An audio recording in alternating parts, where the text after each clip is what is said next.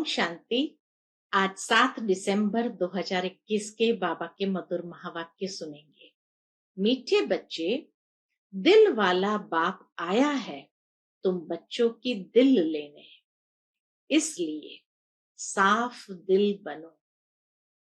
आज की मुरली से प्रश्न है, सतयुगी पद का मदार मुख्य किस बात पर है?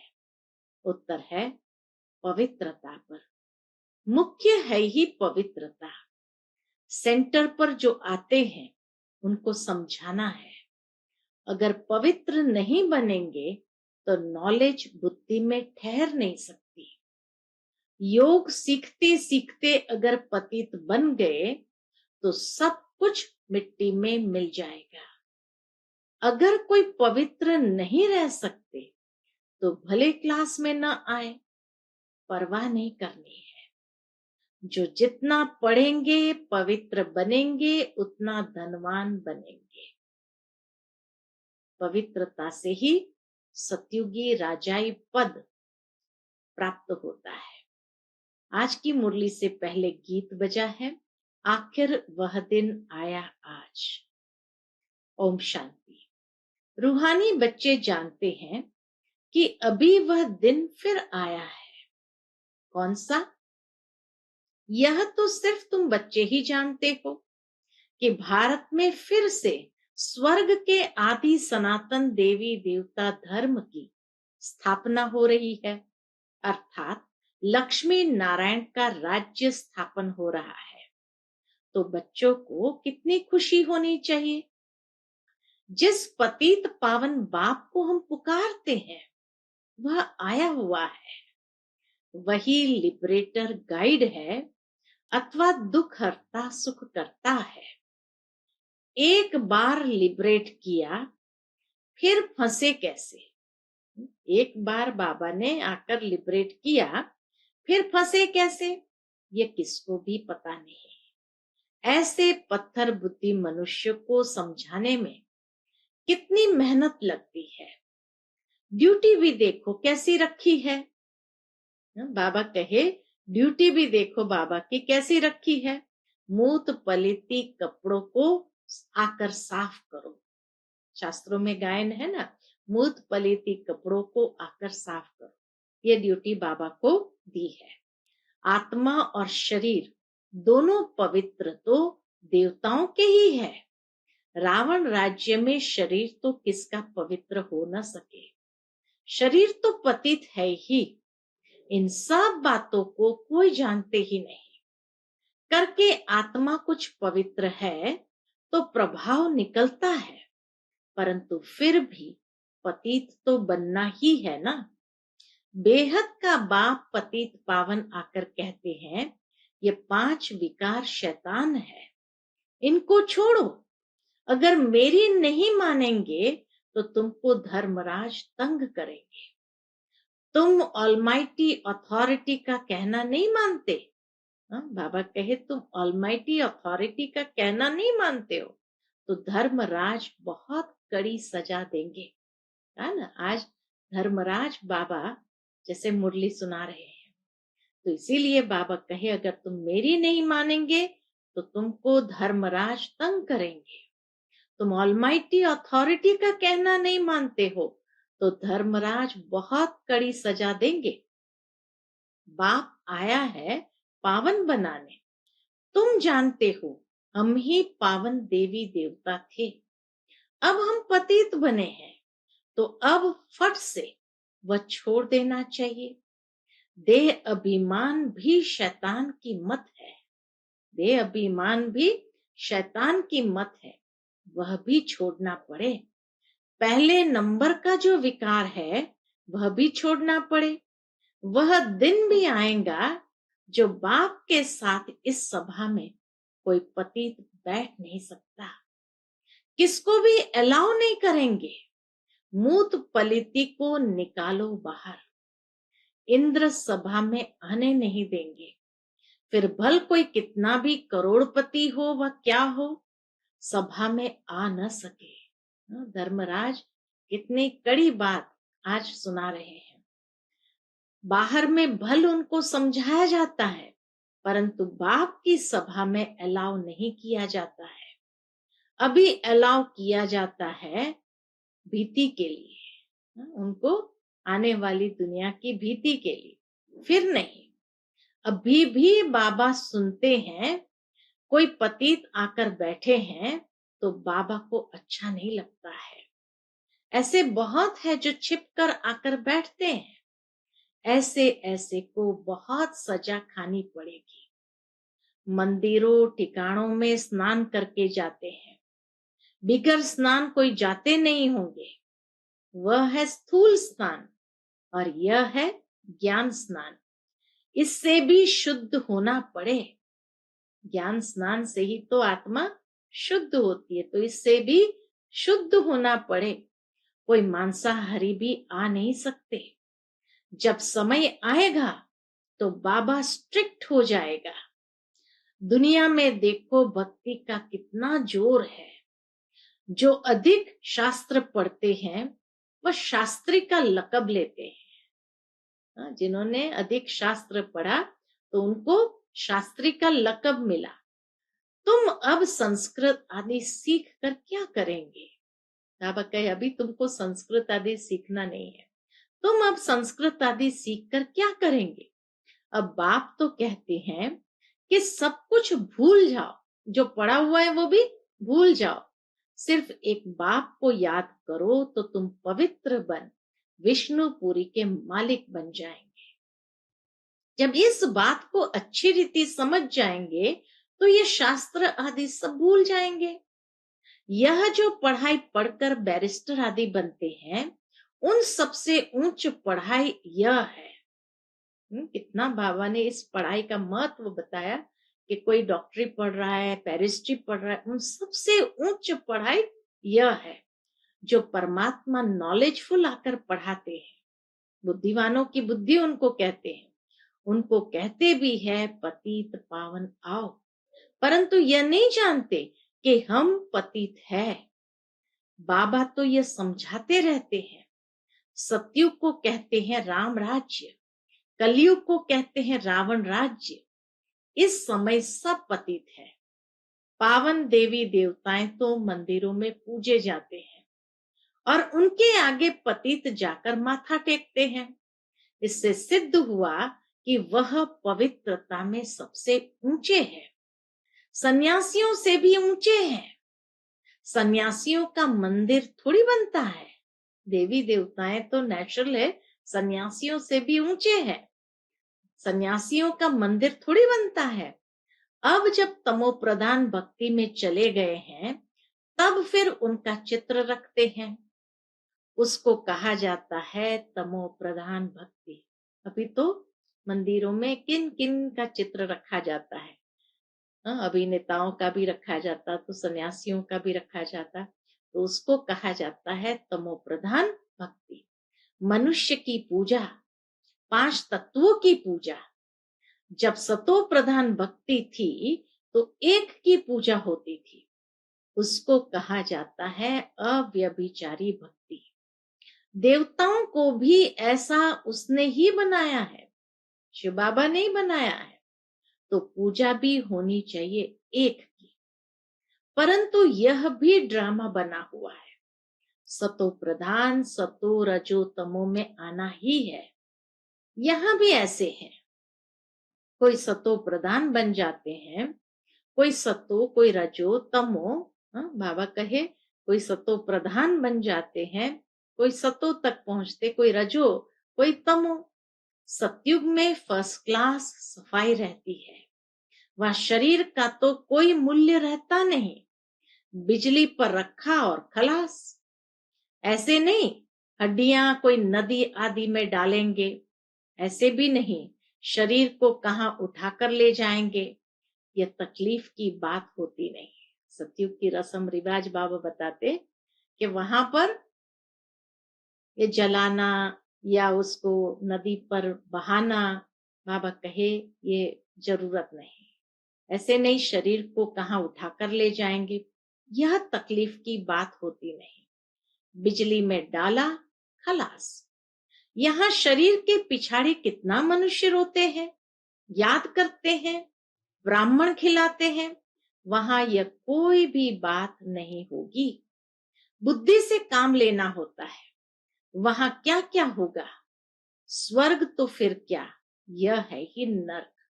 झूठ खंड तब गाया हुआ है, झूठी काया झूठी माया, झूठा सब संसार। गवर्नमेंट कहती है गौ कोष बंद करो, उन्हों को लिखना चाहिए पहले यह कोष है बड़ा भारी। हाँ? पहले यह कोष है बड़ा भारी, एक दो पर काम कटारी चलाना, यह कोष बंद करो। यह काम महाशत्रु है, आदि मध्य अंत दुख देते हैं, उस पर जीत पहनो।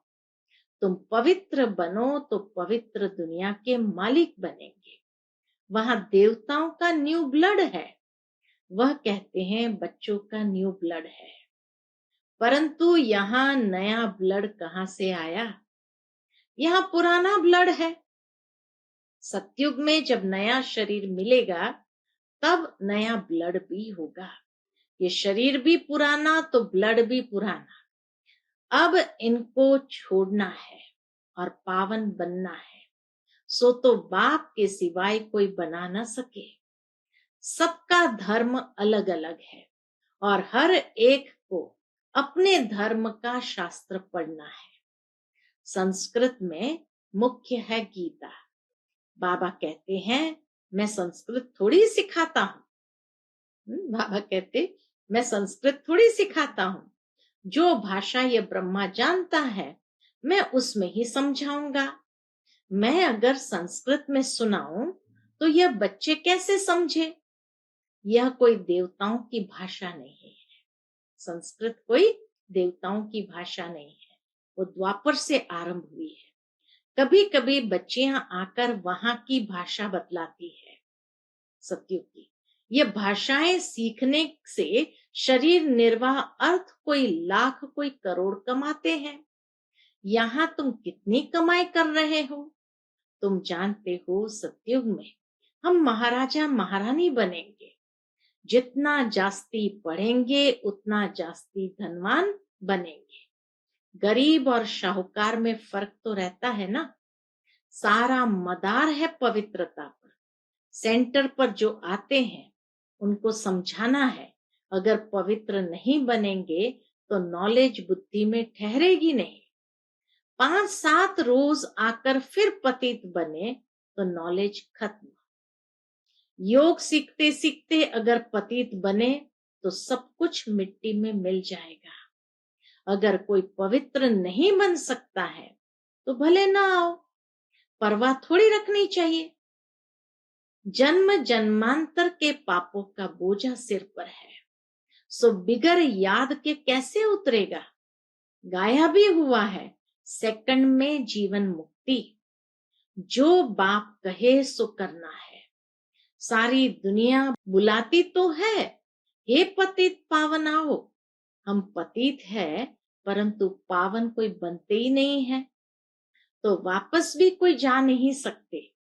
वे लोग ब्रह्म को परमात्मा समझ याद करते हैं। यह ज्ञान ही किसको नहीं तो परमात्मा क्या है? बाबा कहिए ज्ञान ही किसको नहीं कि आखिर परमात्मा क्या है? ब्रह्म कोई परमात्मा नहीं है, न ब्रह्म में कोई लीन हो सकता है। फिर भी पुनर्जन्म में तो सबको आना ही है, क्योंकि आत्मा अविनाशी है। वह समझते हैं।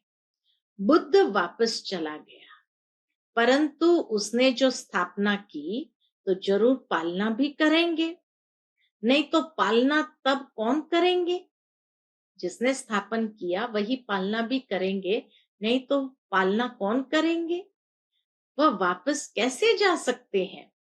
तुम ऐसे थोड़ी कहते हो कि हम मुक्ति में जाकर बैठ जाए। तुम जानते हो हम अपना धर्म स्थापन कर रहे हैं, फिर पालना भी करेंगे। देवी देवता धर्म की स्थापना की, फिर सतयुग में जाकर उसी धर्म की पालना भी करेंगे। वह पावन धर्म था, अब पतित बन पड़े हैं। आएंगे भी वही जो इस धर्म के होंगे। यह कलम लग रहा है, सबसे मीठे ते मीठा झाड़ है यह देवी देवता धर्म का। इसकी स्थापना का कार्य हो रहा है।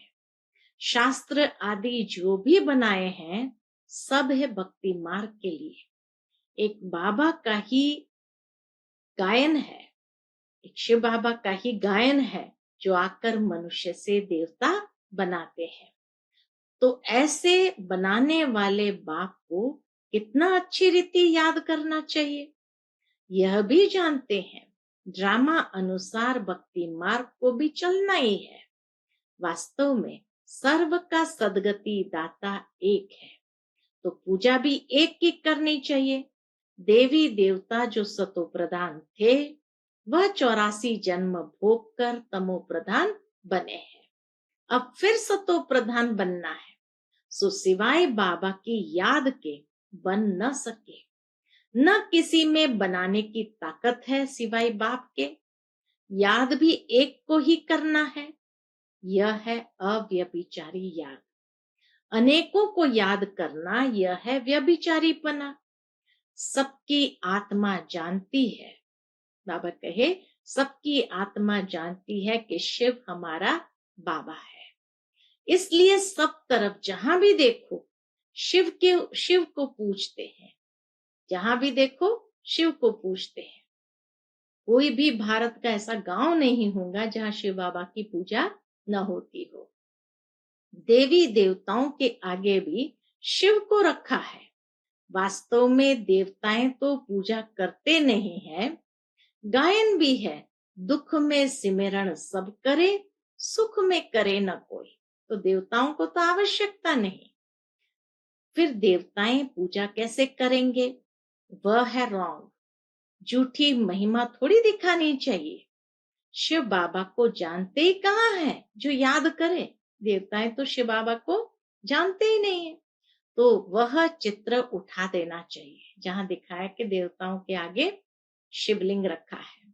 बाकी पूजा करने वाले सिंगल ताज वाले दिखाने चाहिए। साधु संत किसको भी लाइट का ताज नहीं है, इसलिए ब्राह्मणों को भी लाइट का ताज नहीं दिखा सकते। ब्राह्मणों को भी लाइट का ताज नहीं दिखा सकते क्योंकि शरीर तो पतित है। जिनका ज्ञान तरफ पूरा ध्यान होगा वह करेक्शन भी करते रहेंगे। अब भूल तो कोई बना नहीं है, भूले होती ही रहती हैं। त्रिमूर्ति का चित्र कितना अच्छा है। यह बाप, यह दादा। बाबा कहते हैं तुम मुझे याद करो तो यह बन जाएंगे। देही अभिमानी बनना है। आत्मा कहती है मेरा सिवाय एक बाप के और किसी में ममत्व नहीं है। आत्मा ये कहती है मेरा सिवाय एक बाप के और किसी में ममत्व नहीं है। हम यहाँ रहते भी शांति धाम और सुख धाम को याद करते हैं।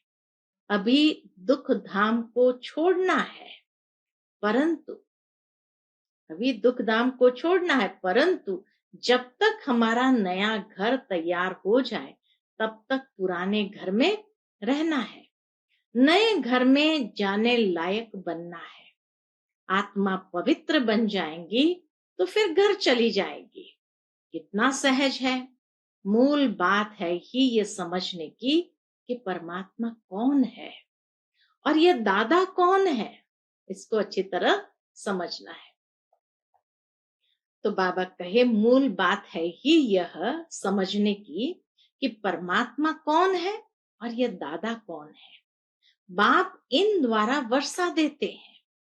बाबा कहते बच्चे मन मना भव, मुझे याद करो तो तुम पावन देवता बन जाएंगे सतयुग में। हाँ, बाबा को याद करो तो तुम पावन देवता बन जाएंगे सतयुग में। बाकी सब उस समय मुक्ति धाम में रहते हैं। सभी आत्माओं को शांति धाम में ले जाने वाला बाप ही है कितना सहज। बच्चों को बहुत खुशी होनी चाहिए। दिल बड़ी साफ होनी चाहिए। कहा जाता है दिल साफ तो मुराद हासिल। दिल आत्मा में है। सच्चा दिलवर आत्माओं का बाप है। दिल लेने वाला दिल वाला बाप को कहा जाता है, वह आते ही है सबकी दिल लेने के लिए, सभी की संगम पर आकर दिल लेते हैं, आत्माओं की दिल लेने वाला परमात्मा, मनुष्य के दिल लेने वाले मनुष्य।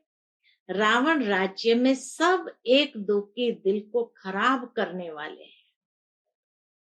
तुम बच्चों को कल्प पहले भी इस त्रिमूर्ति के चित्र पर समझाया है, तब तो अभी भी निकला है ना, तो जरूर समझाना पड़ेगा। अभी कितने चित्र निकले हैं समझाने के लिए। सीढ़ी कितनी अच्छी है, फिर भी समझते नहीं। अरे भारतवासी, तुमने ही 84 जन्म लिए हैं, ये अभी अंतिम जन्म है। हम तो शुभ बोलते हैं, तुम ऐसे क्यों कहते हो कि हमने 84 जन्म नहीं लिए हैं?